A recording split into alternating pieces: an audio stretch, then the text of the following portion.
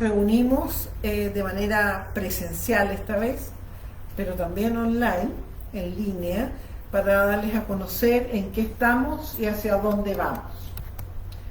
Ya el año pasado, en esta misma fecha, Día Internacional de los Museos, les contamos sobre los avances y proyecciones en los que se enmarcaba la adquisición de esta infraestructura. Les hablamos de los estudios previos que continúan este año. Este año se acaban de licitar los estudios de arqueología y estudios de ingeniería para línea de playa, para ver qué pasa con este muro que da a la costanera, y también para ver cómo se encuentra el estado del edificio actual del museo. Eso se está licitando ya, o sea, se licitó y se está adjudicando la licitación. Por lo tanto, arqueología, por ejemplo, deberíamos hacer la entrega de terreno ya la próxima semana, lo que es maravilloso. Esto significa que el próximo año ya podríamos pasar a una etapa de diseño de un nuevo museo que responda a los requerimientos que tenemos.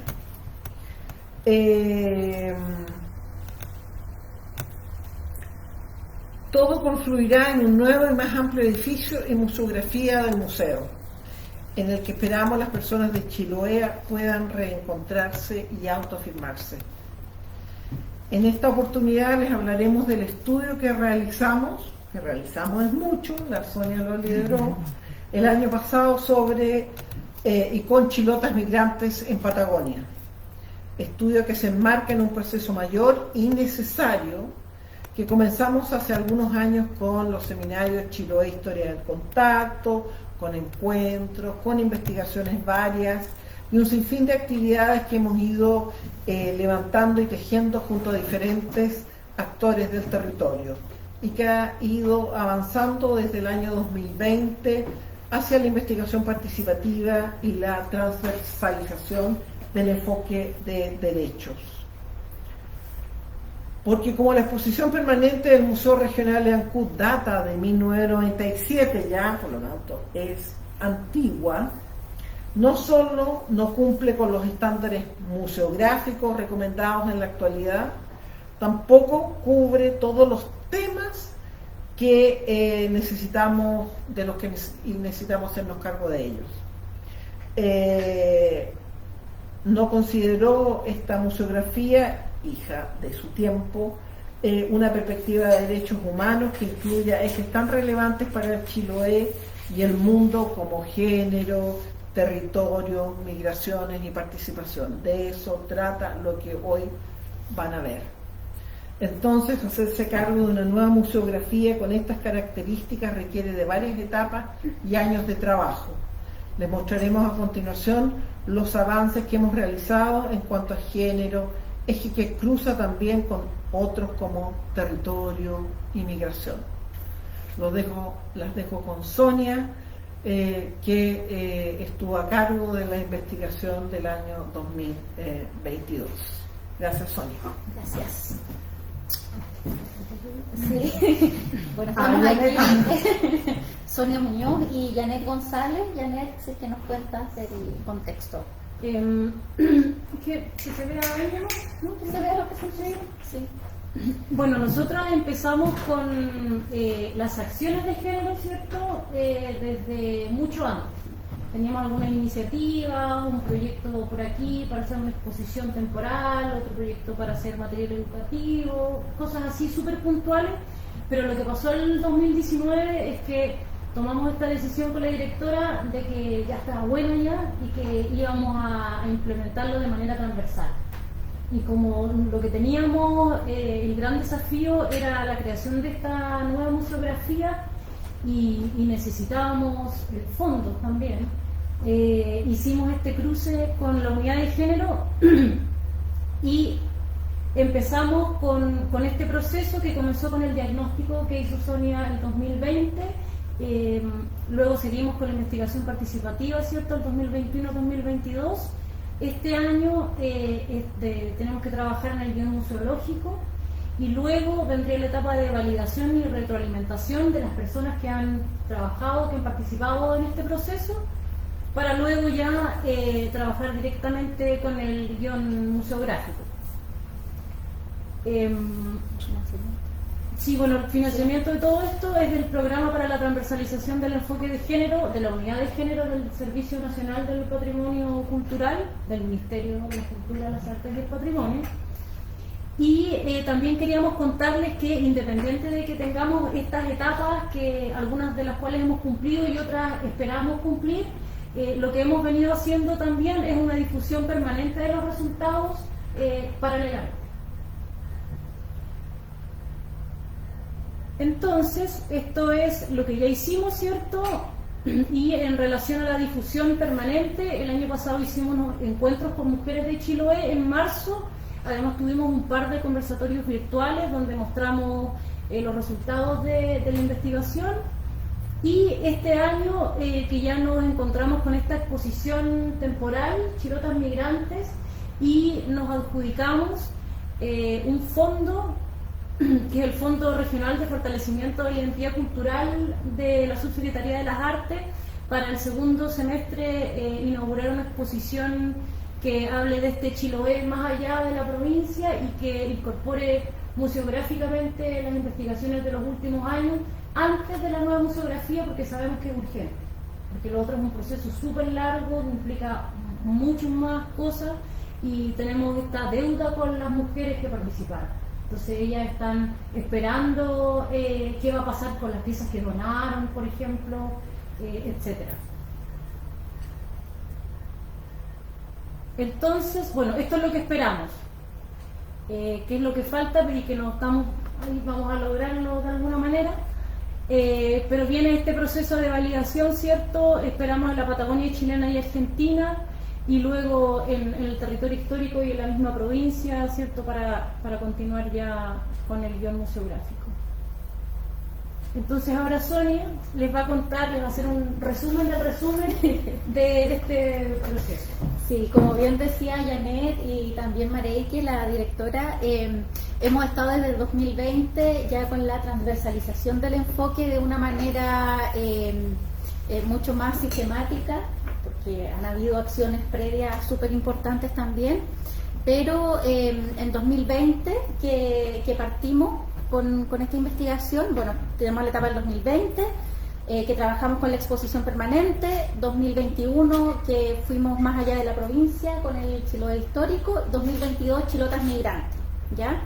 Esa es como la línea de tiempo. Entonces, entre los principales resultados del 2020 se hizo, como digo, este análisis de la exposición permanente que está en el museo, identificando las principales brechas que hay de género en la representación de hombres y mujeres en esta exposición permanente, y ahí se analizaron los textos, los objetos y las imágenes, y se trabajaron también las distintas secciones temáticas que tiene la exposición permanente, donde Faenas Campesinas fue uno de las secciones temáticas donde encontramos la mayor brecha, es decir, donde estaban muy subrepresentadas las mujeres cuando analizamos todo, y sabiendo además desde la experiencia participante en el territorio que faenas campesinas sin mujeres no existen en Chiloé. Ya por eso justamente el grupo de discusión que hicimos con mujeres de la provincia, que fue virtual porque 2020, pleno contexto de pandemia, empezaron evidentemente a salir todas estas cosas que desde el sentido común y desde la vivencia en el territorio sabemos, que es la participación de las mujeres fundamental en la huerta, en la marisca, en la crianza de animales, en la artesanía y en las labores de mantenimiento también. Y también en espacios que habitualmente también eran identificados como masculinos, como el uso de la fuerza, por ejemplo. Ya, esto es muy resumido. ¿Ya? Y también se hizo levantamiento de información con el equipo de trabajo, donde hablamos sobre cómo se había construido la museografía que está actualmente y también desde la perspectiva de género. Las principales recomendaciones que salieron de ese año 2020 fue la incorporación de una mirada crítica que cuestione estos discursos desde una perspectiva de género, o sea, todo lo que se haga dentro del museo, no solo respecto de la exposición permanente o de la nueva museografía, sino que de las distintas acciones, el material educativo, por ejemplo, las visitas que son guiadas, que esto vaya transversalizando esta mirada todas las acciones. Tener uso y cuidado con el lenguaje, sobre todo cuando se usa el masculino como universal, por ejemplo, primeros horticultores, primeros pobladores, se puede hablar de primeras poblaciones o primeros asentamientos humanos, por ejemplo, sin hacer referencia necesariamente a la diferenciación sexual. También se recomendó hacer una relectura crítica de las fuentes con énfasis en las anteriores al siglo XX. En este sentido, lo que se recomienda justamente es buscar y bucear en las fuentes, que ya sabemos que cada fuente, cada historiador también es hijo de su tiempo, así como la museografía, decía la directora en la presentación, que la museografía está hecha en un contexto también histórico donde justamente la perspectiva de género no era un tema. Entonces la idea también es bucear ahí en esas fuentes y buscar a las mujeres y el rol que cumplieron en cada uno de los periodos históricos de los que hay registro. ¿Ya? Por otra parte, registrar también la memoria oral del pasado reciente y reflexionar también en torno a la forma de presentar la historia, no solo desde los hitos que estamos acostumbrados, sino que desde la cotidianidad. Y cuando sea posible, incluir las autorías también. Los principales resultados de 2021, Chiloé, allí fuimos más allá de la provincia, estuvimos recogiendo información en Huaytecas, en Desertores y en Calbuco, que va más allá de la provincia, de esta división político-administrativa, sino entendiendo Chiloé, que va mucho más allá. Y de aquí entendimos también que Chiloé histórico es una unidad sociocultural mucho mayor, que va más allá, como digo, de esta división político-administrativa. Las mujeres son protagonistas también del sostenimiento sociocultural y sobre todo que hay participación femenina en espacios masculinizados como la pesca, la navegación, el monte, las maderas, las faenas madereras, que siempre se habla de cómo los hombres estaban en las faenas madereras. Pues encontramos mujeres que estaban ahí codo a codo en las faenas madereras, con todos los conocimientos específicos respecto de ello, y también en todos estos oficios que incluyen la navegación y la movilidad por el territorio. Ya tienen conocimientos también súper específicos en la navegación. Y los espacios femeninos como la marisca, la huerta, los cuidados y la transmisión intergeneracional.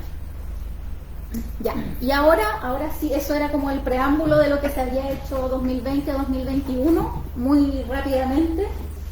Y ahora vamos con lo que nos convoca, que son las chilotas migrantes, este estudio para su incorporación en la nueva museografía del Museo Regional de Ancud, que es lo que estuvimos haciendo durante el año pasado. La directora decía que había hecho yo, pero la verdad es que hemos estado trabajando en conjunto el equipo del museo. De hecho, a los terrenos fuimos con Janet.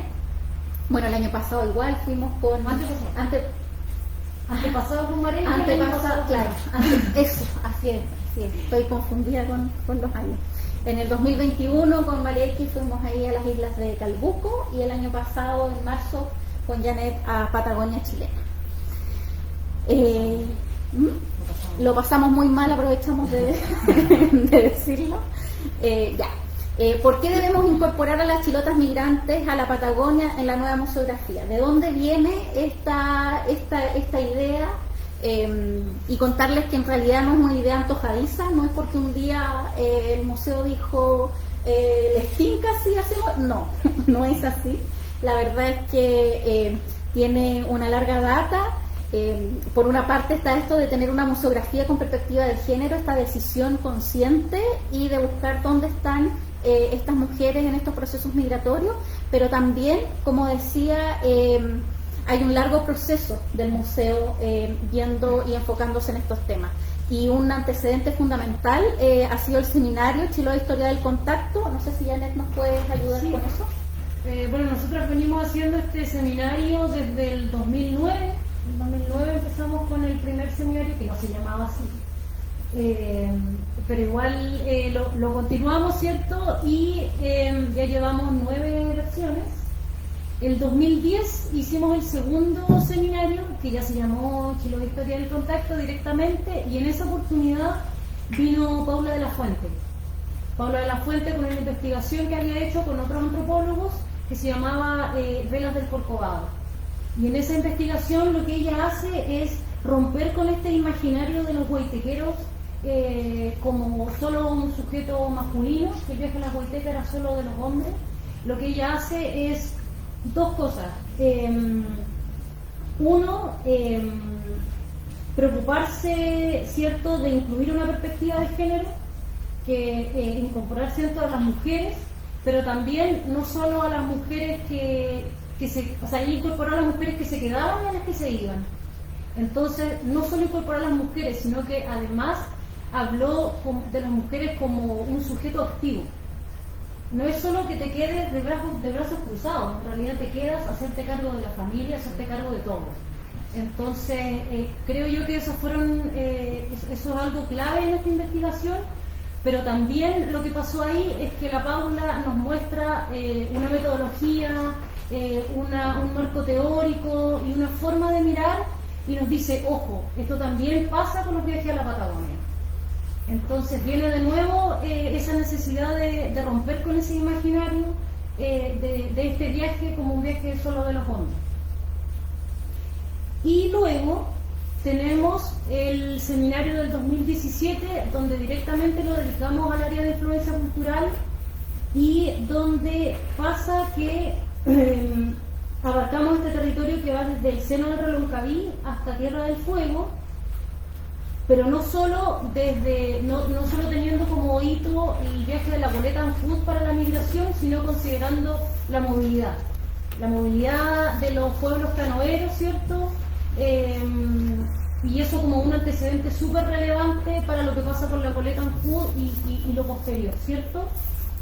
Por otro lado, nos muestra ese seminario al chilote migrante y a la chilota migrante como un sujeto crucial en la construcción de una Patagonia moderna y urbana, que eso no estaba aún, sino que estaba todavía este imaginario de las estancias. Pero este seminario nos muestra a Punta Arenas, a la ciudad de Punta Arenas, con una tremenda población que es el barrio 18 de septiembre, y nos muestra a este sujeto y sujeta como un elemento fundamental de la cultura en la Patagonia. Y bueno, en esa oportunidad también empezaron a aparecer estas investigaciones ya con perspectiva de género, donde se preocupaban de que los entrevistados sean la mitad hombre, la mitad mujer, y se empieza a equilibrar un poco la cosa. Luego, el 2019, nos preocupamos,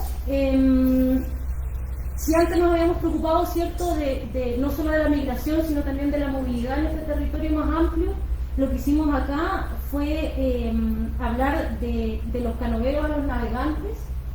Y ahí, claro, nos pasa esto del concepto, ¿no?, que escribimos canoeros, y viene nuevamente la Paula de la F, y escribe ahí canoeros, con una arroba, y ella nos habla de las mujeres canoeras. Y ahí pasaron dos cosas también bien importantes. Una, que nos habla de la violencia sexual hacia las mujeres canoeras, desde los hombres navegantes, y ahí están incluidos los chilotes. Entonces ahí hay un quiebre. Y luego lo otro que sucede con ese seminario es que logramos hablar de una continuidad de los pueblos canoeros, donde en un contexto en el que se venía hablando de la extinción. Entonces ahí también hay un cambio de paradigma. Y hasta ese momento en las universidades enseñaban que los pueblos canoeros se habían extinguido, pero en los últimos años hay otra forma de mirar esto. Entonces, nosotras llegamos a la Patagonia y llegamos a esta investigación con todos esos antecedentes y con todos esos bichitos, incluido encontrar a la familia canoera y a los que llegaron por el mar. Eso. Muy bien, buen marco. Justamente, o sea, Paula de la Fuente es fundamental en esta mirada. Y también la tenemos como antecedentes también en estas velas del Corcovado, donde nos habla justamente de estas mujeres que se quedan, pero que se quedan en un rol también activa, se quedan trabajando, se quedan criando. O sea, Chiloé sobrevivió gracias a que esas mujeres se quedaron aquí haciendo esa pega. Exacto. Catático, además. Claro. Pero además, no solamente las que se quedaron acá y se quedaron esperando activamente, no esperaron, sino que estaban trabajando. Y eso por una parte. Pero también está esta idea de esta épica de los chilotes viajeros a la Patagonia, que siempre se relata en masculino. Tenemos un montón de bibliografía, textos, investigaciones, pero no solo desde el área académica, sino que también documentales, fotografías, registros fotográficos. Está muy bien documentado todo lo que fue la migración masculina a la Patagonia, los ovejeros, que siempre es así en masculino, son los ovejeros, el constructor, el alambrador, el esquilador, está este imaginario. Y entonces nosotros también nos preguntamos, ¿habrá sido efectivamente solamente hombres quienes han construido esta Patagonia así? ¿Es realmente este imaginario tan así? Y por otra parte, cruzando además como otro antecedente, justamente en lo que recogimos en 2020 y 2021, en la investigación de 2020, cuando hicimos el análisis de la exposición permanente, otra sección temática que abordamos fue el de la boleta Ancud, justamente que estamos además en este mes de la boleta Ancud, tenemos aquí la exposición. Y ahí aparece Ignacia Elgueta y también la Venancia, que son dos mujeres que iban en la boleta. Entonces también, y que han sido invisibilizadas también en su rol. No sabemos bien o sea, se ha rescatado un poco del rol que jugaban ahí, pero falta mucha investigación también en ese sentido. ¿Y a qué iban? ¿Por qué iban? Tenemos por ahí una de nuestras entrevistadas nos dijo, ¿vinieron a qué? Vinieron a parir aquí a parir la colonia. ¿Ya? Entonces también ese rol de estas mujeres, no solo en la navegación, sino que también en esta construcción de esta Patagonia. ¿Ya? Eso. Y esta decisión, como digo, y en 2021, como les contaba hace un rato, este tema de cambiar un poco esta mirada de estos espacios tan masculinizados, donde efectivamente vemos que las mujeres sí están presentes, y están presentes también en la navegación, en la pesca, en lugares donde desde el imaginario siempre están mucho más masculinizados, ¿ya? Y en estas movilidades por el territorio, donde ellas tienen también, como digo, estos conocimientos súper específicos también. Eso como antecedente. Y estas movilidades chilotas a la Patagonia, tener en cuenta, también lo decía Janet, estas poblaciones originarias que antes de que estén establecidos los límites político-administrativos siempre hemos sido transhumantes y nos hemos movido, sobre todo a través del mar. La relación de Chiloé y el mar es indisoluble. Luego tenemos este hito también del viaje de la boleta Ancud en el 43. Y en el 67 también se dan desde el Estado de Chile facilidades para la colonización de Magallanes, lo que implica también esta apertura y esta instalación también de chilotes en la Patagonia. Y nos dice Martinic, ahí pusimos esta cita, dice: ello porque desde un principio las autoridades responsables estimaron que esta era la gente de Chiloé, más adaptable a las condiciones ambientales del establecimiento nacional de la Patagonia. ¿Ya? Entonces, los chilotes y chilotas fueron parte fundamental de este establecimiento en la Patagonia. Y en las primeras décadas del siglo XX, la población joven de Chiloé empieza a irse masivamente para allá. fundamentalmente bueno, por las condiciones también económicas que existían en la provincia, y también porque paralelamente allá la estancia también se establece como una unidad productiva, un espacio donde se puede buscar trabajo. Con todos estos antecedentes, el marco metodológico buscaba como objetivo general visibilizar entonces el rol de las mujeres en las migraciones chilotas a la Patagonia chilena y Argentina. Eso era lo que habíamos propuesto en un principio. No pudimos cruzar el alambre. No pudimos cruzar el alambre, pero bueno, el objetivo era ese, visibilizar el rol de las mujeres en las migraciones chilotas a la Patagonia chilena y Argentina desde una perspectiva de género, para su incorporación en la exposición permanente del Museo Regional de Ancud para esta nueva museografía, ¿ya? Entonces, como estrategia metodológica, fundamentalmente, bueno, se hizo revisión de datos secundarios, de fuentes secundarias de uso frecuente, pero fundamentalmente desde una perspectiva más bien cualitativa, donde también se utilizaron como instrumentos la observación panorámica no participante y las entrevistas semiestructuradas.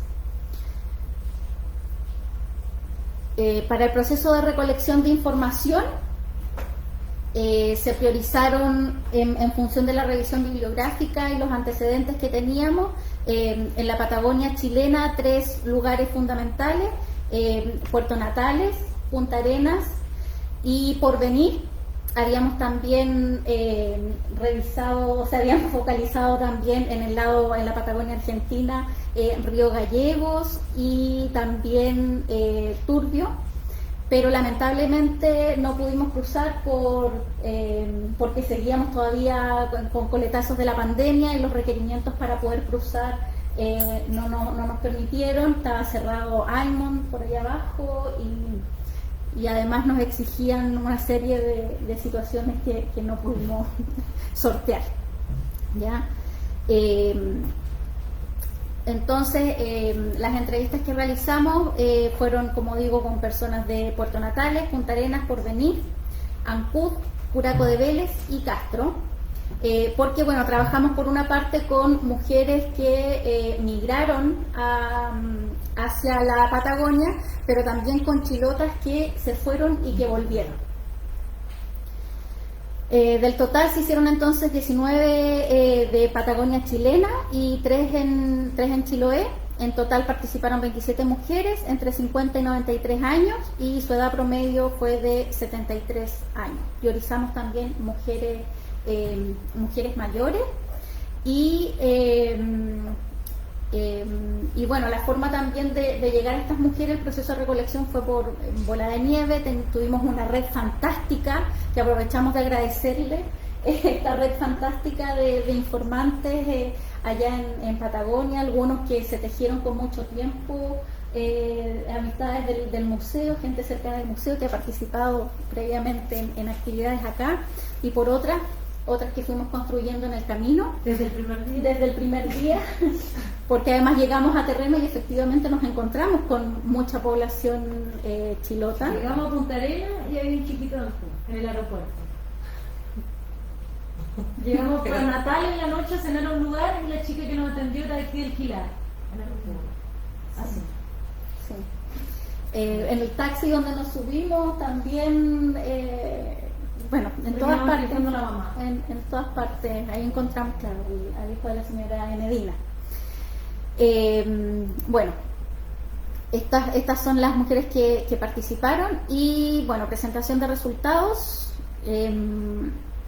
Para hablar de migración y queremos hablar de 2 conceptos. Uno, migrante, que es este concepto que nos da la OIM, que nos dice más bien que es de una persona que se mueve de un lugar a otro, migración como de su lugar de residencia habitual hacia otro lugar, pero preferimos también centrarnos en el concepto de trayectorias migratorias, que son entendidas más bien como un término teórico-metodológico que revisa la biografía de la movilidad de las personas, ¿ya? Incluyendo los desplazamientos, las permanencias y también los contextos de origen, de tránsito y de arribo, ¿ya? Entonces nos parece un concepto mucho más pertinente para poder estudiar este fenómeno. Por otra parte, género y migración es súper importante también tenerlo en claro, como desde la teoría de las migraciones y de estos enfoques más macroestructurales, siempre se habla de... es un poco carente de la perspectiva de género. Bueno, a pesar de los últimos años no había estudios, pero en términos generales tradicionalmente carece de esta perspectiva de género, y siempre se habla más bien de las migraciones femeninas como con un patrón asociativo, es decir, que van persiguiendo a un otro masculino, pero no liderando el movimiento migratorio, ¿ya? Eso. Y otro tipo de... Ahí teníamos una entrevistada que justamente después lo vamos a ver, nos habla de este tipo de, es un buen ejemplo de este tipo de migración. Y luego están esta otra mirada también de mujeres migrantes chilotas como un tipo de migrante resiliente, no móvil, que tiene que ver con esto de la mujer que espera, ¿ya? Esto sí lo plantean como una mirada distinta como lo plantea Paula de la Fuente en todo caso, ¿ya? Como desde esta que espera. Ya, viendo las características en términos generales que vimos en esta recogida de información, fueron primero las características generales sociodemográficas y migratorias, como la edad, el lugar de origen, lugar de llegada, ¿ya? Luego vimos el contexto del lugar de origen, las principales actividades que se desarrollaron en el momento previo al viaje y algunas coordenadas de la dinámica familiar y social. Luego el camino de la migración, cómo es que se hace, cuáles son las razones, las redes de apoyo, los medios de transporte, por ejemplo. Y luego ver el contexto del lugar de llegada, los principales trabajos, integración y discriminación, también exploramos algo de eso, elementos de la cultura de Chiloé que se mantienen, ¿ya? Y también la identificación, que esto es muy importante para la nueva museografía, que tiene que ver con la identificación de objetos que mejor representen sus historias de migración. Las entrevistadas, bueno, ahí tenemos firmando su consentimiento informado, porque todas firmaron su consentimiento informado y tenemos su permiso también para la exhibición para tomarles fotitos. Entre las entrevistadas entre 50 y 93 años de edad al momento de la aplicación del instrumento, el 85% corresponde a mujeres de más de 60 años. 4 de las 27 participantes tienen entre 50 y 59 años, y el rango de edad en que realizaron el viaje migratorio a Patagonia fue entre los 5 y los 33 años, con una edad media de 21 años de edad. 21 años de edad es la media. Mayores de edad. Los lugares de origen de estas mujeres, tenemos de Kemchi, Quellón, Melinca, Puqueldón, Dalcahue, Quinchao, Chonchi, Curaco de Vélez, Chaitén, Castro y Ancud. Bueno, comentar en realidad respecto a los lugares de origen que, como pueden ver, hemos puesto aquí en la presentación entre paréntesis los lugares de origen. Por ejemplo, en Kemchi son de Kikaví, Isla Tac, Isla Caucahué. En Quellón son de Nepué, en Isla Tranqui. En Puqueldón de Detif, Dalcahue de Quetalco, Quinchao de la Isla Linlin, en Chonchi, Lelbon, Curaco de Vélez, San Javier. Todas son de lugares rurales dentro de sus propias comunas de origen, provienen de lugares rurales. En Chaitén, Chumeldén, Isla Chulín, en Castro de Puyán, Rilán, y en Ancud, Guabún, Chaumán, en Guapilaco. Entonces, por una parte, eso, decir que son de lugares... ¿sí? Tranqui. Tranqui, Keila. En Nepué dice que Quellón y es Keilín. Oh, perdón. Y en Quellón estaba Cailín. Cailín, sí, Cailín, perdón por el error. Por una parte decir eso, que son lugares rurales, y por otra parte que también incluimos dentro de estos lugares de origen, considerando nuevamente este concepto de Chiloé como más allá de la provincia de Chiloé, ¿ya? Por eso consideramos Melinca y Chaitén también como parte de este Chiloé histórico. Y ahí confirmamos, disculpa Sonia, confirmamos lo que habíamos visto el 2021, que la gente de esos territorios se siente de Chiloé y ellas nos decían, sí, yo soy Chilote, ¿de dónde estás? De Chumeldén, que queda acá al frente en Palena, pero ella decía, bueno, sí, de Chiloé. La entrevistada de Melinka lo mismo, entonces se confirma lo que nos dijo. Sí, somos lo mismo nomás. Eso, sí. Ya lo habíamos confirmado el año anterior, el 21. Claro, Se confirma. el 2021 ya habíamos hablado, habíamos confirmado eso, porque también ahí preguntábamos sobre la autoidentificación. ¿Sí? Hay un saludo que manda Yolanda Barriga, dice felicitaciones y felicidades por todas las personas que trabajan y se llevan a cabo tan hermosos proyectos. Un saludo de paz en el Señor Jesús resucitado para cada uno de ustedes, del Santuario Jesús de Nazaret. Abrazos.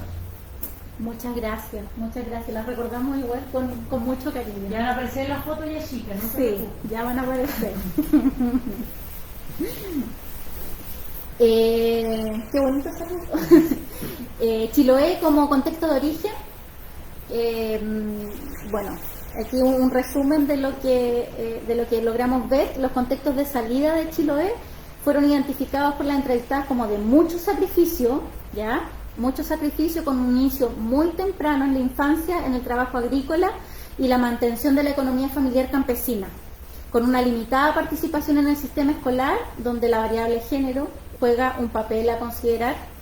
En esta misma línea, quienes accedieron al trabajo remunerado en sus lugares de origen se desempeñaron en actividades relacionadas a los cuidados y al trabajo doméstico, ¿ya?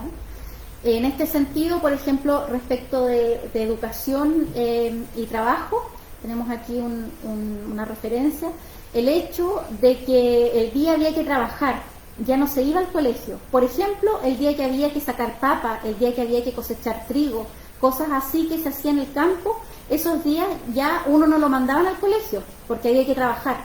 Incluso ya al colegio que yo iba al campo, solamente a sexto básico, y acá hice el séptimo y el octavo.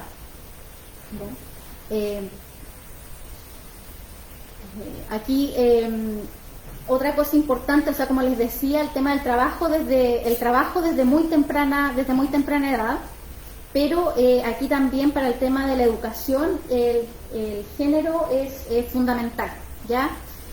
A mí me gustaba ir a la pesca, a sacar pescados con redes, porque ese era el trabajo que tenía mi papá, y yo desde los 11 años empecé a trabajar yendo a pescar, porque yo salí a los 11 años del colegio y ya no había más curso. Igual me tuve que retirar y no tuve opción de venir a Ancud a estudiar, así que me quedé con sexto básico, pero siempre fui inteligente. Los papás no daban permiso a las mujeres, no daban permiso que uno se venga sola a estar tiempo. Según ellos, bueno, sabe que nosotras las mujeres nacimos para tener guagua, entonces había una mentalidad de que la mujer podía tener guagua con cualquiera. Entonces eso era como reprimido, porque antes la mujer que tenía guagua sola era mal visto eso. Entonces era una cosa así, creencias de las personas más antiguas, ¿ya? Podemos ver aquí cómo este acceso también a la educación está también transversalizado por esta diferenciación sexual, si eres hombre o si eres mujer, y el espacio público, ¿cachai? Fuera de la casa, porque además es la referencia que hace a los papás. No nos daban permiso a las mujeres, no nos daban permiso de que uno se venga sola a estar en el tiempo, ¿cachai? Hace referencia a cómo en el espacio público la mujer corre mucho más riesgo que en el espacio privado, por eso era preferible que se quedaran en la casa, ¿cachai? Donde mis ojos te vean, a pesar de lo que sabemos también de las historias de violación en el interior de la familia, ¿cachai? Había riesgo tanto en lo privado como en lo público, pero para el mayor riesgo, para los padres, el mayor riesgo estaba afuera, ¿cachai? En el espacio donde no había control sobre eso, ¿cachai? Claro. Y sobre todo, pero absolutamente de acuerdo, y sobre todo para las mujeres. Y esto definió, en el fondo, a pesar de ser inteligente, es decir, de reconocerse con la capacidad para, esto se ve truncado por el sistema de creencias. El trabajo también, bueno, está el tema de la educación, que es súper importante, pero también este trabajo a temprana edad en labores agrícolas, pero también quienes comenzaron con el trabajo remunerado fuera de la casa, también lo hacían en espacios de cuidado o domésticos. Entonces aquí tenemos por ejemplo a Patricia que nos dice, la escuela yo terminé en 6º año básico, porque en la escuela rural no había más, o sea, hasta ahí nomás. De ahí ya imposible en esos años ir a Ancud a estudiar. O sea, eso era impensado. A mí me hubiese gustado sí estudiar, era muy inteligente. Era como que tus mayores, alguien le decía que en tal parte necesitan una chica para hacer esto, esto y esto, y tus mayores te iban a dejar. No era uno que le preguntaban si uno quería ir a trabajar o no, ¿ya? Entonces comienzan desde muy temprano también en el trabajo fuera de la casa. Y hay otro dato, que las mujeres salen dentro de la misma comuna, del campo a la ciudad, a los 15 años. A los 15 años se vienen a trabajar en las casas, pero así, encargadas. Claro. Y después, a los 21, ya es otra etapa porque ya son mayores. ¿Y qué pasaba con esa remuneración ahí? ¿Van a quién quedar? No lo... Porque también hay un tema como, por ejemplo, de pensar en esta suerte de independencia, ¿cachai?, económica. Pues. No. Se retribuye a todo el hogar nomás entonces. Sí.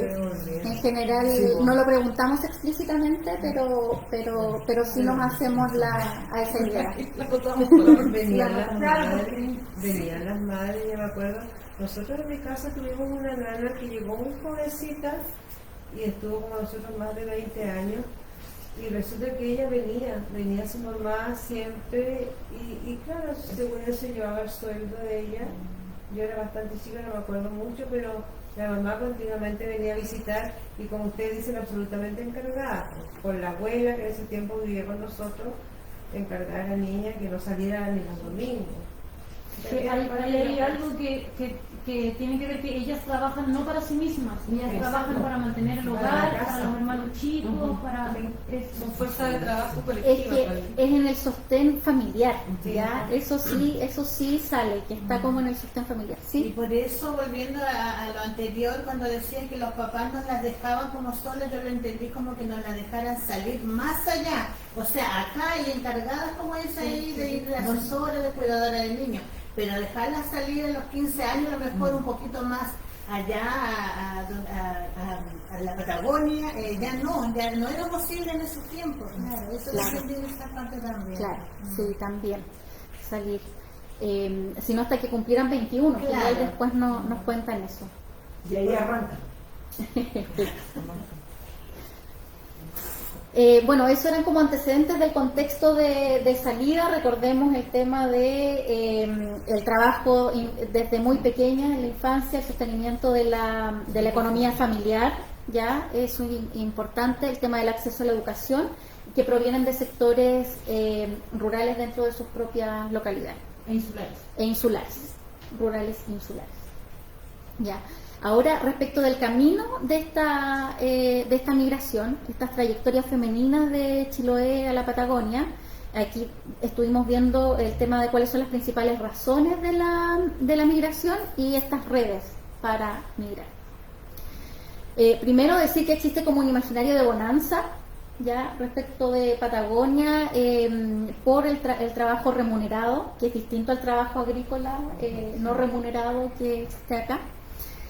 La producción de significados culturales se encuentran relacionadas con las migraciones debido a la propagación de experiencias sobre lugares imaginados que enaltecían la vida patagónica, transmitido en generaciones como parte de la historia colectiva del archipiélago. ¿Ya? Entonces, por ejemplo, María Juana Aros aquí nos dice por qué se fue, por buscar mejor trabajo, en realidad me vine a Punta Arenas. Mi viaje de destino era Punta Arenas, venir a trabajar, en esos años pagaban mejor. Igual obviamente en ama de casa, pero pagaban mejor. Como esta idea de poder trabajar y poder recibir una remuneración y además mucho mejor pagada que lo que se pudiese encontrar aquí en Chiloé. Y además era un trabajo especializado, porque no era que estabas a cargo de todo, sino que aparece mucho el trabajo dividido. Si vas a planchar, trabajas para planchar, te pagan por planchar, no por cuidar a los hijos y además cocinar. Entonces, y eso era algo nuevo para ella. Claro. Este imaginario de buscar como una mejor vida. Luego, en estas razones de migrar hay infancias migrantes, es decir, entre las entrevistadas habían 6 menores de 18 años Estoy diciendo menores de 18 como con el parámetro de ahora de mayoría de edad, ¿ya? 18, porque antes igual muchas de ellas tenían que esperar hasta los 21 para poder salir. Estando aún al cuidado de sus mayores, se van en grupo familiar, ¿ya? Como niños, niñas dentro de la migración mayor de su familia. Resulta que mis papás se separaron, típico algunos papás se separan, bueno, yo me vine con mi papá porque yo era muy apegada a mi papá. Y mis otros hermanos quedaron allá. Así que me quedé acá toda mi vida desde los 10 años. Luego también encontramos desplazamientos por desastres naturales. ¿Qué se imaginan ustedes? Se identificaron 2 experiencias de desplazamientos ante desastres naturales en el contexto del terremoto y maremoto del 60. Nosotros prácticamente vinimos por el maremoto que fue. No fue terremoto, nosotros le decimos maremoto del 60, porque vivíamos frente a la capilla de San Javier, esto en Curacó.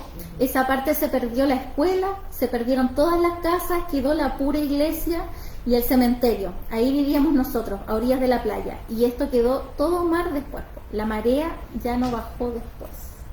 Entonces también con toda la familia se fue.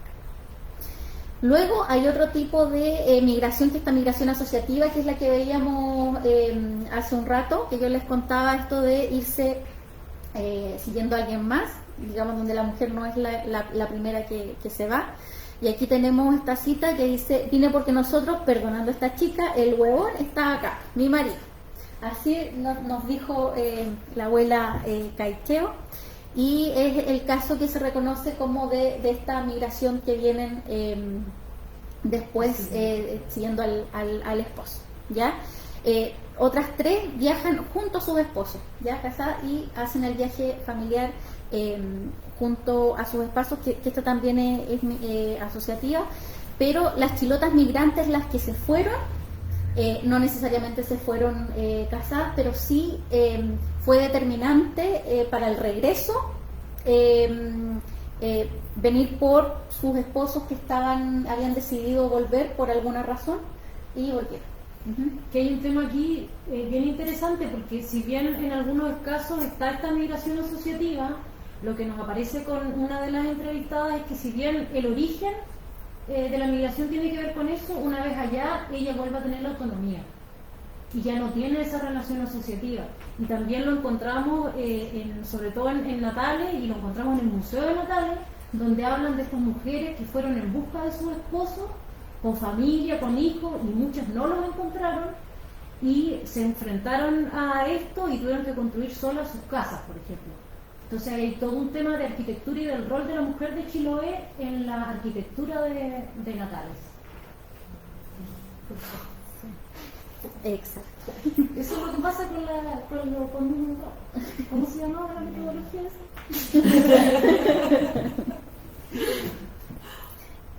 Luego está la migración autónoma. La mayoría de las entrevistadas, porque bueno, hay muchas que se fueron cuando eran niñas, estas otras que se fueron casadas, pero en la mayoría, 8 casos, se desplazan por decisión propia, de forma autónoma, ¿ya? Aunque siempre alentadas por una red de familiares y personas conocidas que facilitaban este proceso. ¿Ya? En este sentido, otras mujeres fueron fundamentales para las trayectorias migratorias de las mujeres, ¿ya? Y este acompañamiento y la existencia de estas redes de apoyo son fundamentales en todo el proceso, desde como esta primera motivación para llegar, como en la llegada, como posterior, después para encontrar trabajo, o para el cuidado infantil, luego cuando ya tienen hijos, por ejemplo. Y entonces se va gestionando esta red de apoyo. Y cuando ya tienen todo bajo control, ellas vuelven a ser parte, o sea, ellas se incorporan a esta red de apoyo y reciben a nueva gente. Así es. Mujeres apoyándose en otras mujeres. Tuvimos de allá, vinieron mis hermanas vinieron a trabajar acá, ya fueron grandes, ya mayores, y vinieron la primera vez, la primera que vino fue María. Ella estuvo acá en mi casa, vino mi otra hermana menor, que estuvo trabajando también acá, que es Margarita, y de ahí mi hermana más mayor, ella vino casada de Chiloé, y estuvo en la casita que estamos arrendando en los parientes del Rafa, su esposo. Sí, Si tuve todas mis hermanas y después tuve niños que estudiaban acá, que eran familia también de nosotros y de mi marido. Tuve un montón de estudiantes, ¿ya? Esto, o sea, esta es Teresa Ojeda, pero en realidad Teresa Ojeda y muchas, ya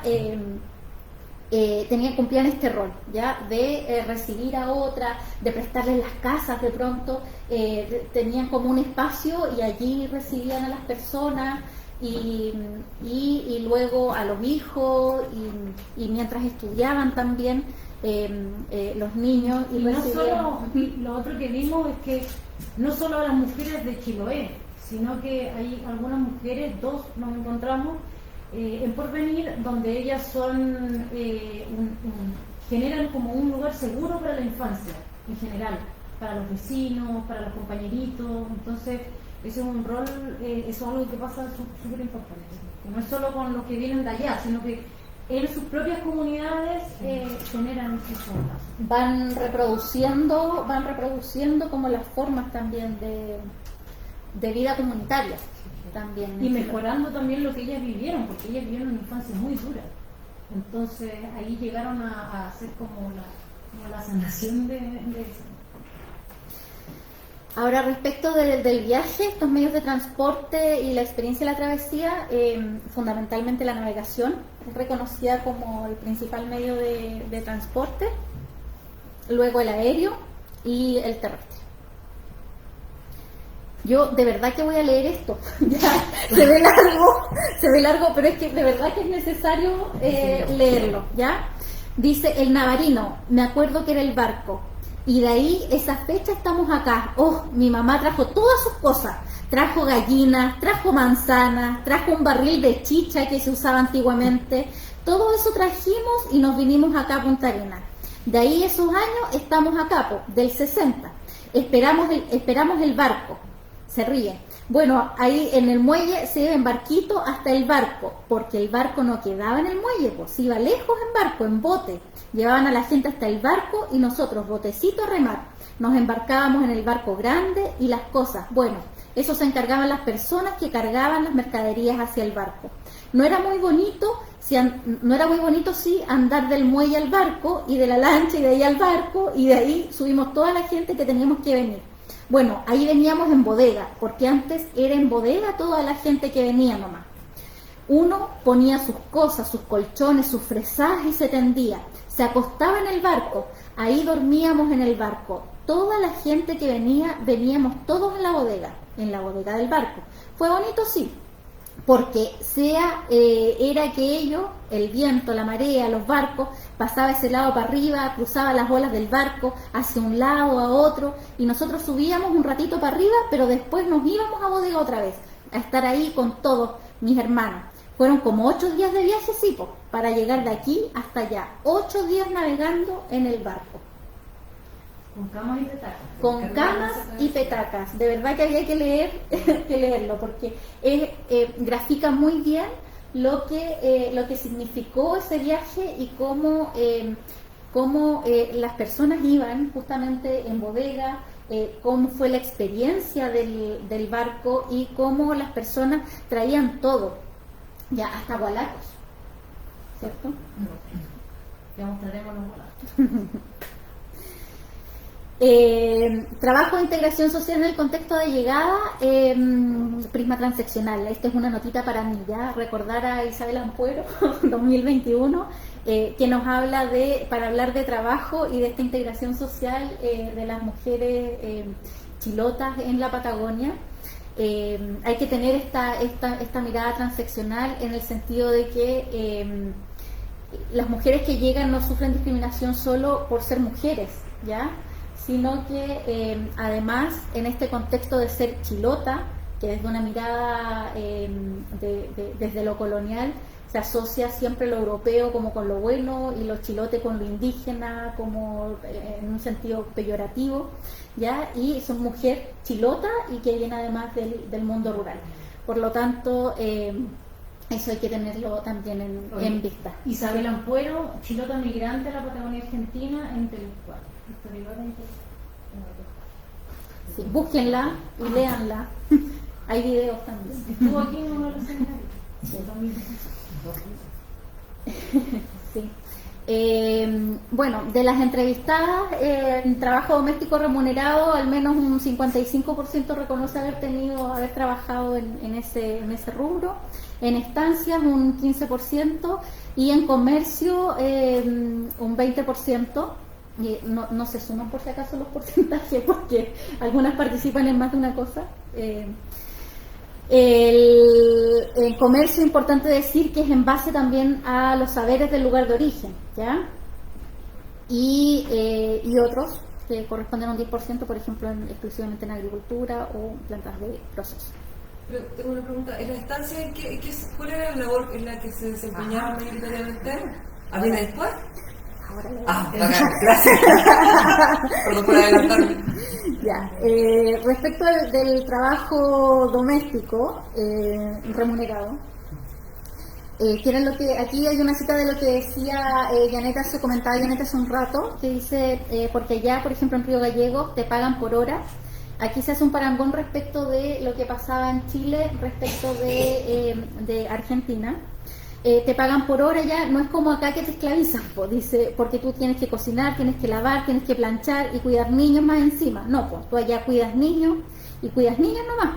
O si cocinas, eres para cocinar nomás, y si vas a limpiar 2 o 3 horas y el planchado aparte.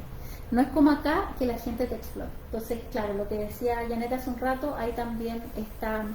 Yo pasaba en el trabajo en las estancias, que estaba todo dividido. Una especialización, digamos, de la labor.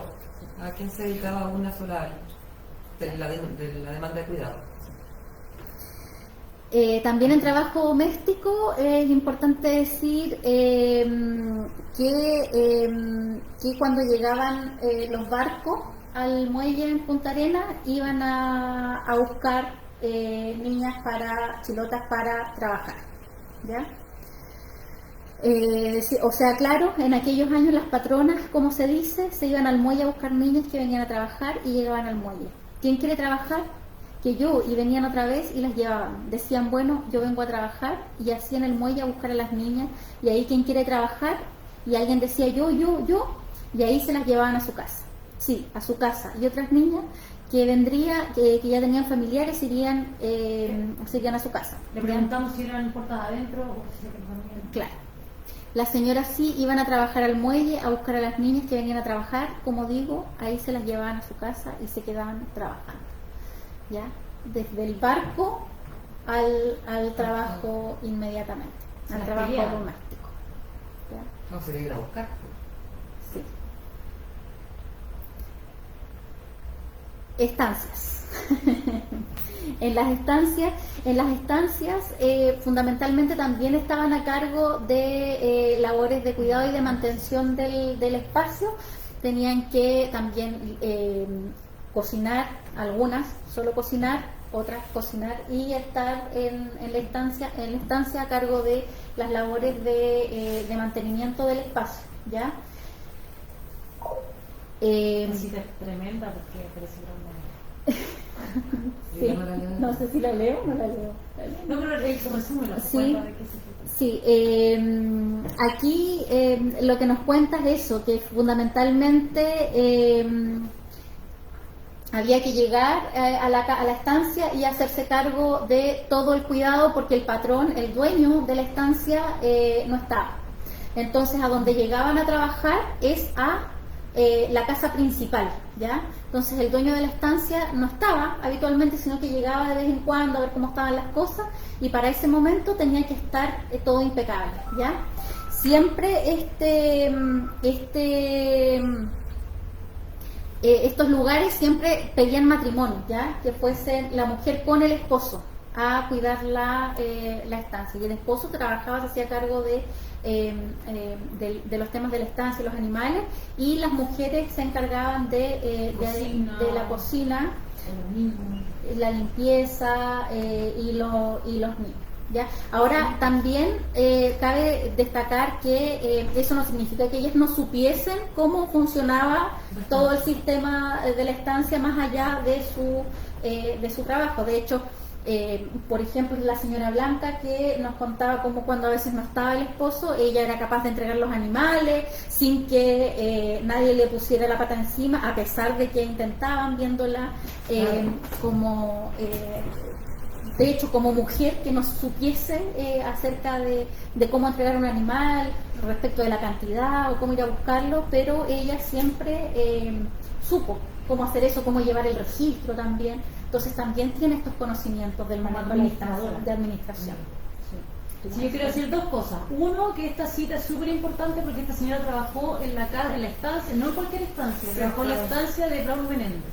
Ya, o sea, una tremenda estancia. Y lo otro es que también encontramos a una de las entrevistadas que fue capataz, que es justamente la abuela Caicheo, que ella fue capataz dentro de la estancia y estuvo a cargo de la siembra. Sí, también, sí. Tuvo un rol muy activo, que fue de hecho la que fue persiguiendo primero al esposo y luego se transformó en Capataz. en un capataz. Sí, sí. Sí. Ya. Bueno, como decía, estaba el trabajo doméstico, las estancias y el comercio, pero el comercio en base a los saberes del lugar de origen, ¿ya? En base a, por ejemplo, vendiendo milcao, vendiendo tortillas de papa, por ejemplo, y en este caso sacamos la foto de este kiosco que tiene Teresa Quintallana con su familia, donde ellos en Puerto Natales venden esto, ¿ya? Venden ahumados, venden cholgas, cochayuyo y distintos productos que provienen de Chiloé. Y que le compra a la gente de ahí mismo y que además le viene a comprar a la gente de Río Turbio. Sí, exactamente. Entonces, aquí, bueno, cuenta cómo empezó a vender con sus hijas pequeñas, que tenían una 4 años y la otra 5 años. Entonces salían a vender estos productos, ¿ya? Yo quiero decir, esta entrevistada y esta familia es súper importante porque nosotras cuando salimos del Museo de Natales salimos con la misión de encontrar a quienes llegaron por el mar, pero como dentro de la tradición canoera. Nosotros dijimos, tiene que haber gente, tiene que haber familia que haya venido bajando por el mar y no que haya venido directo desde Castro de un barco hasta abajo. Íbamos pensando eso y nos encontramos con Esquilio. Y nos encontramos con esa familia que bajó desde Melícuca hasta Puerto Edén y de Puerto Edén a Puerto Natales. Y que salía a las noches a pescar, a hacer todas sus cosas en el mar, con las hijas en cajas de marisco, jamás separándose y siguiendo esta tradición muy canora. Sí. De hecho, en la mayoría de entrevistadas llegan a su lugar de destino final, o sea, como que salen de acá y dicen, yo voy a Punta Arenas, y llegan a Punta Arenas. Ya hay solamente son 3 casos que hacen este recorrido, que no llegan directamente, sino que van haciendo escalas. Una llega desde Río Gallegos, otra llega a Punta Arenas y de ahí se va por Daniel, Sí. y de ahí otra llega, da la vuelta. Sí, no son las dos, son la Teresa Quintallana que viene desde abajo. Sí. Ya, eso, el comercio en base al lugar de origen, como digo, por ejemplo, también hay otra mujer que tiene un kiosco que se llama El Gauchito, que vende también milcao, tortillas de papa y cosas que tienen que ver con la tradición culinaria de Chile. Y que finalmente es como una base para el sentido de comunidad, porque es ahí en las comidas donde se encuentran, en la comida, en la religión, entonces es súper importante. Sí. Otro elemento importante es el tema del sostenimiento de la vida cotidiana. Ya las mujeres migrantes cumplen un rol pero fundamental en la reproducción de la comida de la cultura de Chiloé, que a propósito tiene también en la comida en lugar de en la cultura de Chiloé en el lugar de llegada, ya el sostenimiento de la vida cotidiana, donde se conjugan una serie de actividades tan relevantes como invisibilizadas y no remuneradas claramente. como el tema del cultivo y la guarda de semillas, la crianza de animales de corral, la tradición alimentaria, que es lo que estábamos hablando ahora, la artesanía también, sobre todo en textil y cestería, y las prácticas de bordemar que también se mantienen, como la marisca, el procesamiento de productos marinos, y la religiosidad y las relaciones comunitarias, ¿ya? Que también es como un transversal también que va sosteniendo toda esta vida comunitaria y la cultura de Chiloé finalmente. Y que es inmediato y que no hay nada como premeditado, sino que es como... Y cómo no, es que yo llegué y había un tremendo terreno y era obvio que había que sembrarlo. Plantar, claro. Punto. Sí, aquí, y por eso está esta cita justamente, que no corresponde a la señora que aparece en la foto, pero dice, siembra y guarda. Hasta la fecha sembramos. Nosotros tenemos, yo creo, acá a la vuelta tenemos un sitio de 50 metros de largo y se siembra todo. Se siembra habas, arvejas, se siembra zanahoria, lechuga, ajo, incluso vendo ajo, pasta de ajo y cosas así, porque ya estaba acostumbrada a esas cosas y yo vino con esa cosa, ¿ya? Uno ya estaba acostumbrado a sembrar. Mi esposo no sembraba cuando él estaba, ¿ya? Su esposo, teniendo el terreno, no sembraba cuando estaba. Pero claro, él no sembraba. Entonces cuando yo vine, le dije, pucha, un inmenso terreno. Yo dije, aprovechémosla. Entonces de ahí empezamos a limpiar todo. ¿Ya?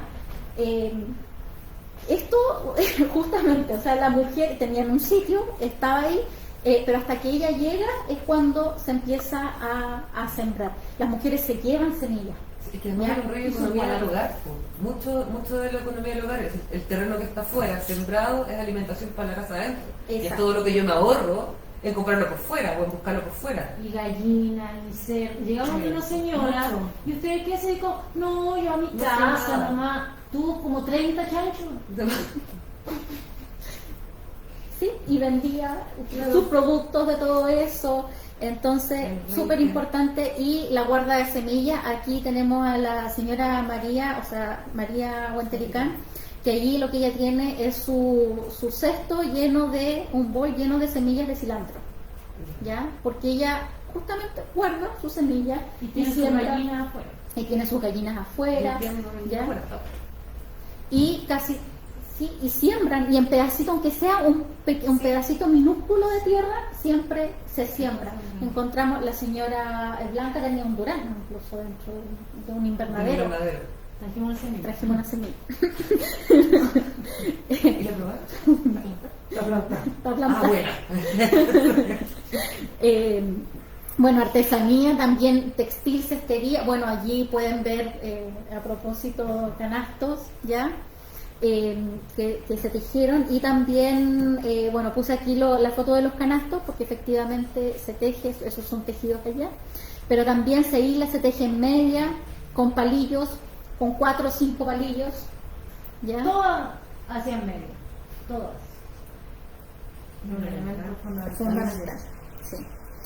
Y bueno, la religiosidad y las relaciones comunitarias, que son también fundamentales, y ahí la imagen del nazareno y la iglesia y cómo se hace comunidad en torno a eso es también súper relevante e importante, y también parte fundamental de la mantención de la cultura. Sí, yo quiero decir 2 cosas. Uno es que en relación a los oficios, las mujeres siguen haciendo lo mismo que hacen acá, utilizar lo que tengan a mano. Entonces, si la señora encontró junquillo, agarró el junquillo. Si no tenía con qué, agarró la pita, agarró el nylon. Lo mismo que pasa acá. Si no tiene un uso, el uso que nos donó la señora María es de palo de escobillón. Los palillos que no alcanzó a encontrar porque ya no iba a dejar la avioneta eran de alambre. Se construía su... Sí. Y lo hacen y no llévense el uso si yo me hago otro. Claro, ¿cuál es el problema? Y agarró una papa y nos mostró cómo usaba la papa de tortilla, hicimos un video y todo.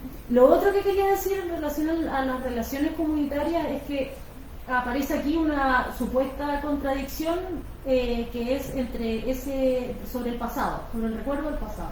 que tiene que ver con que por un lado está este recuerdo que es de una infancia de mucho sacrificio y dolor, pero paralelamente hay un imaginario donde se recuerda a Chiloé como un lugar también idealizado.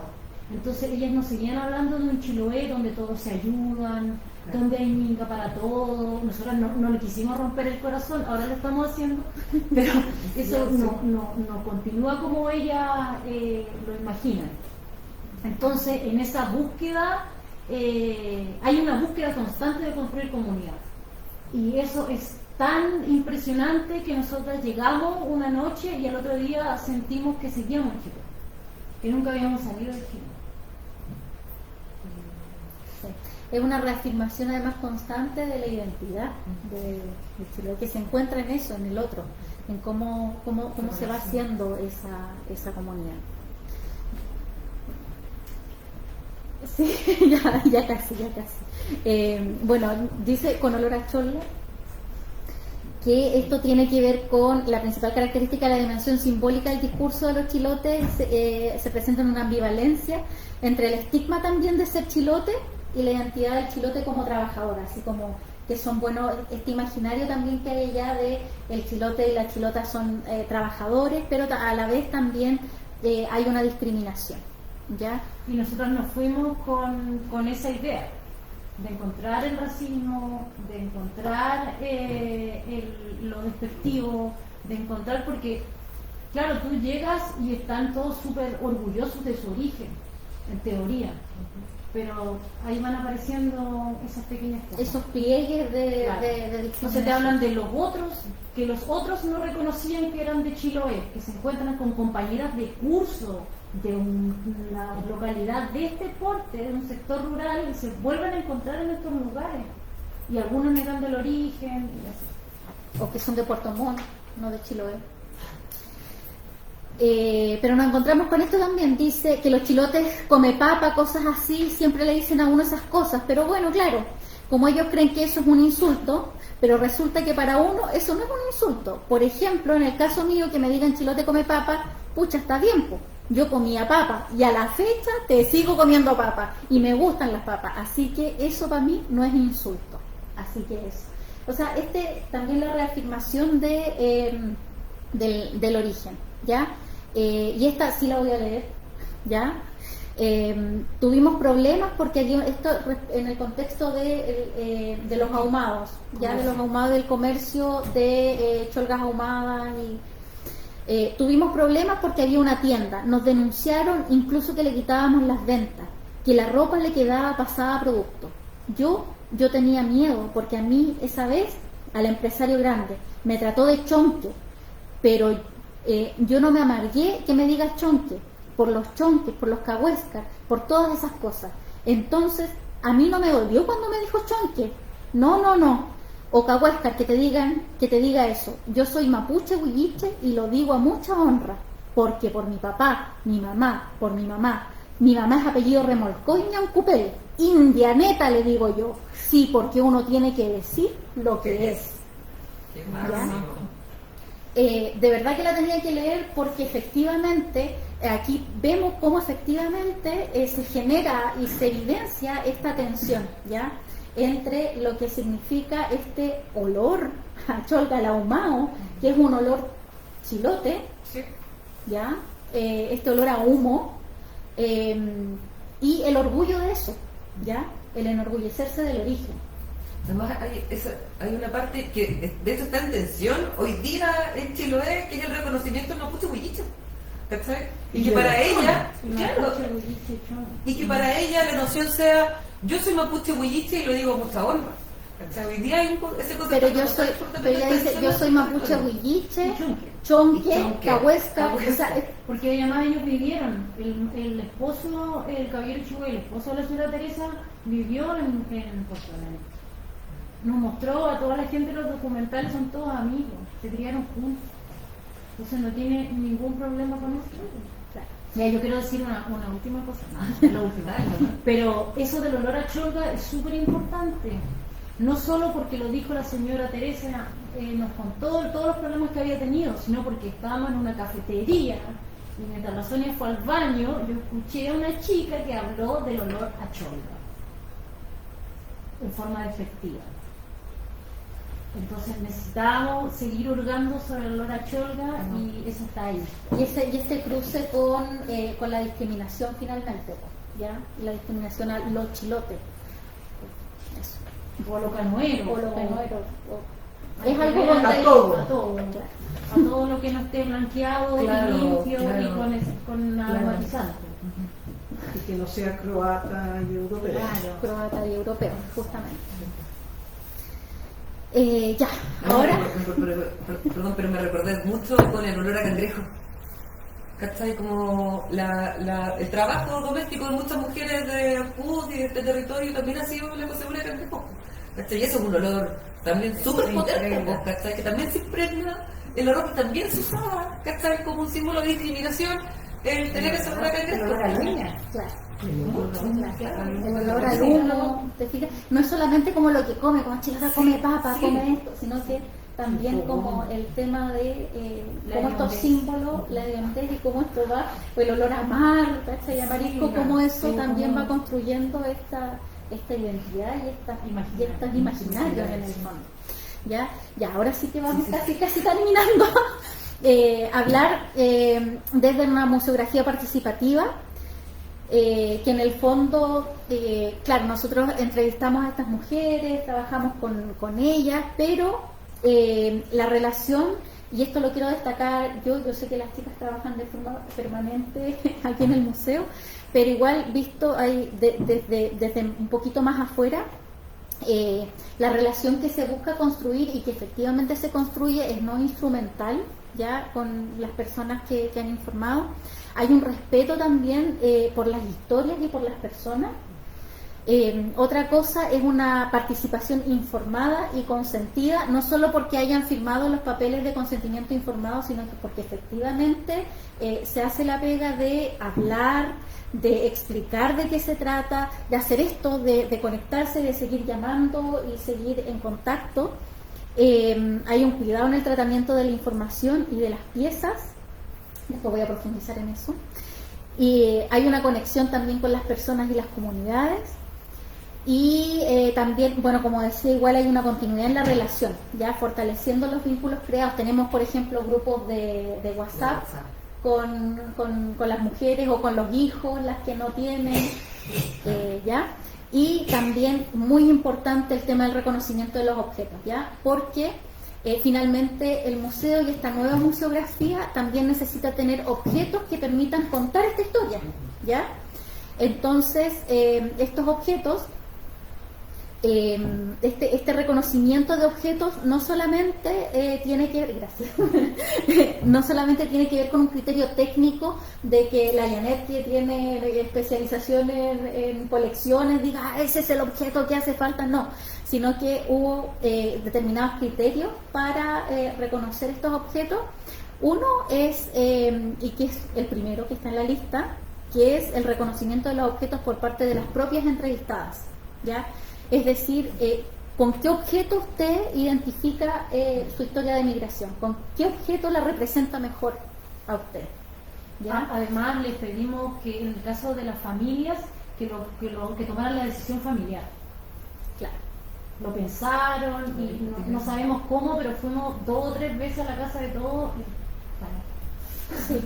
Y así, y súper respetuosos también de eso. O sea, hay, por ejemplo, algunos objetos que eran como súper, ojalá que pudiésemos tener este objeto, pero era tan significativo para la familia que la familia nos dijo, no sé, que nosotros preferimos mantener. Perfecto.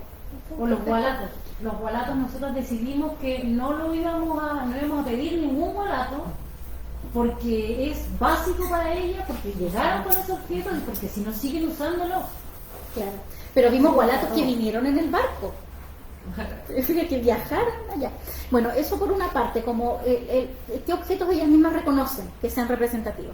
Por otra parte, también utilizaron criterios técnicos del equipo de trabajo en terreno, ya en base a la experiencia previa, o sea, también no cualquier cosa, sino que también con qué objetos efectivamente, técnicamente se puede contar mucho mejor esta historia. Y lo que fuimos observando también en el propio proceso de recolección de información, ¿ya?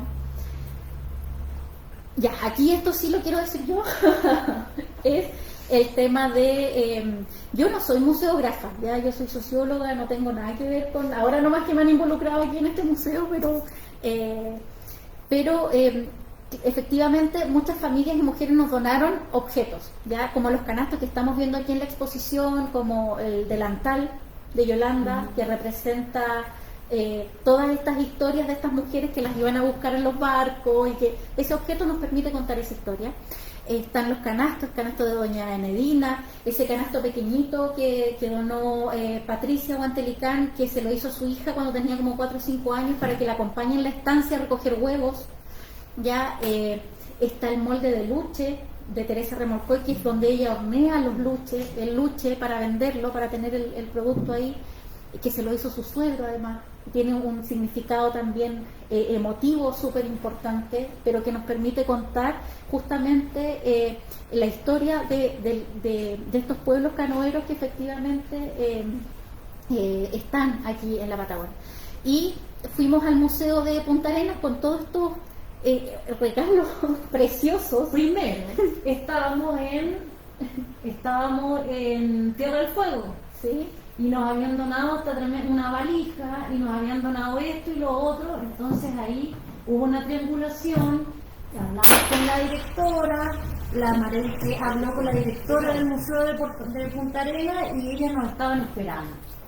Entonces fue también todo esto, no llegamos así nomás, hola, ¿qué tal? No, nos estaban esperando, y hubo todo ahí una coordinación previa. Y llegamos y en el museo lo que se hizo, nosotros llegamos con los objetos, andábamos con los canastos y con todo, y lo que se hizo fue embalarlos con un respeto. Yo de verdad que a mí me emociona, de verdad, hasta las lágrimas de esto, yo me llanteé haciendo esto, porque la delicadeza, el respeto con el que se trataron estos objetos al momento de embalarlos, y de decir no los vamos a llevar en el avión arrumbados, sino que tenemos que mandarlos en una caja, que lleguen seguros. Se embalaron de una manera profesional. Miren ese canasto, esa foto de ahí de la esquina, el canasto con tela amarradito para que no se estropee ni se deforme, la valija, todo con mucha delicadeza y mucho esmero y cariño también. ¿Ya?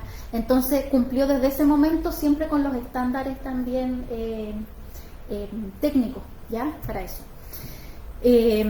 Los objetos, no se ve nada, yo sé que no se ve nada, pero aquí lo hice a propósito, está todo pensado. Están los objetos identificados, los usos, la materialidad y algunas observaciones. No los objetos donados, sino No. los que ellas identificaron. Claro, los que ellas identificaron, ¿ya?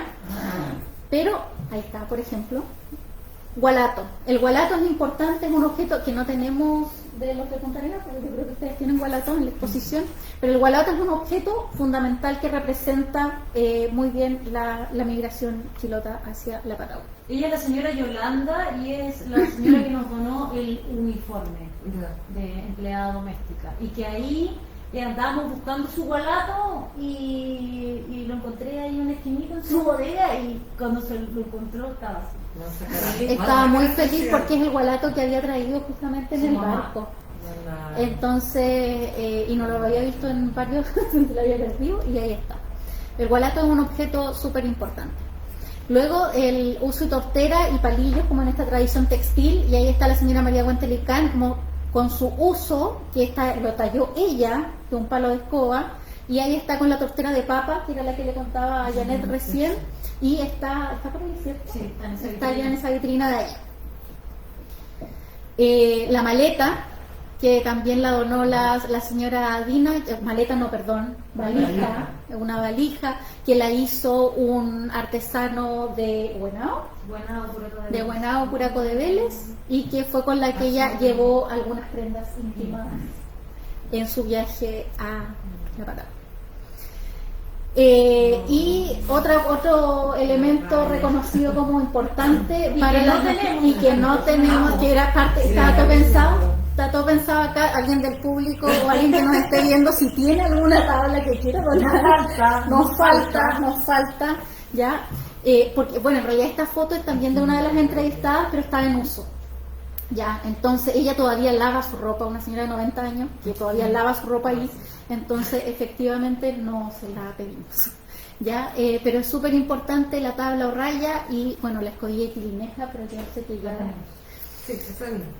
Y ahí tenemos a Teresa con su molde de luche, ya, y la que nos ayuda a contar esa historia de el luche. Y allí tenemos a la señora Yolanda con el uniforme.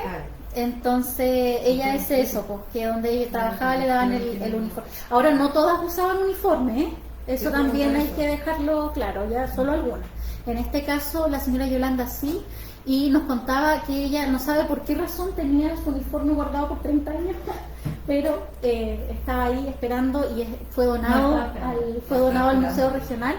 Y como les digo, nos permite contar la historia de todas estas mujeres que migraron, y ahí está niñas que migraron. Conclusiones y recomendaciones. Generó una categoría de análisis transversal para relatar estos procesos. Las trayectorias migratorias no responden únicamente a la voluntad de quien se desplaza, sino que a todo un contexto, a redes, al contexto de origen, al de llegada, es un tránsito. También se reconocen elementos culturales que son reproducidos en el lugar de llegada, donde las mujeres cumplen un rol importante en la reproducción de la agricultura familiar campesina de Chiloé y los saberes asociados a ellas, tal como la guarda de semillas, por ejemplo. Estas prácticas de la agricultura, junto con las religiosas y las comunitarias, tributan a consolidar esta imagen también de los chilotes, y que se fundan también en el origen rural, el tema de la instrucción también formal e indígena de las personas migrantes chilotas. Y también se evidencia una necesidad de incorporar a las colecciones del Museo Regional de Ancud objetos reconocidos en el marco de esta museografía participativa. Y aquí tenemos a nuestras chicas. Ahí están las niñas de La Legión de María. La Legión de María.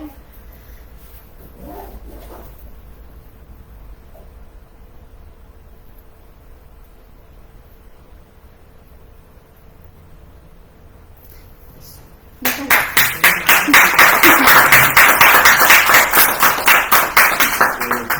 Un último comentario. Patricia Quintayana nos saluda y dice: felicitaciones por el trabajo realizado. Muchas exclamaciones. Esperando ver a mi hermana Teresa Quintayana de Natales, aprovecho y le envío un gran saludo desde aquí de Ancud y muchas gracias por traernos, aunque sea en imágenes. Después Isabel Ampuero, felicitaciones. La mencionada Isabel. gracias. Sí, gracias. Qué bonito tuvo que me conocen. Qué bueno que llegó usted, ¿cómo que no lo conocemos?